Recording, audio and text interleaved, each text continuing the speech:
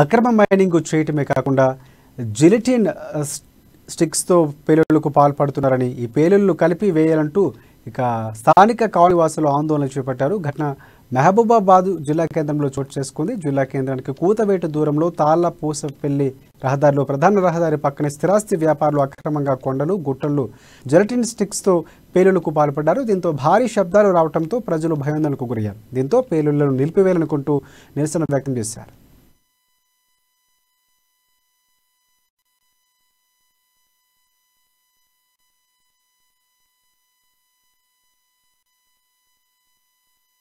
ఇరవై 24వ వార్డు పరిధిలోని తాళపూసపల్లి మెయిన్ రోడ్లో గుట్టని విపరీతమైన బ్లాస్టింగ్ అంటే మామూలు బ్లాస్టింగ్ కాదు, బోర్ బ్లాస్టింగ్ పెట్టి విపరీతంగా లేపడం జరిగింది. ఇంకోటి ఏంటంటే వడ్రే కాలనీ, యాదవ్ నగర్, ఇందిరా కాలనీలో ఇల్లు బీటలు వాడుతానని గతంలో మైనింగ్ వాళ్ళకు ఒక 10 సార్లు 15 సార్లు కంప్లైంట్ చేయడం జరిగింది. మైనింగ్ ఆఫీసర్లు ఎట్టి పట్టించుకోవాలి. ఇవాళ కలెక్టర్ గారి సమక్షంలో కలెక్టర్ గారు చర్య తీసుకొని మైనింగ్ ఆఫీసర్ని ఇక్కడ పంపించడం జరిగింది.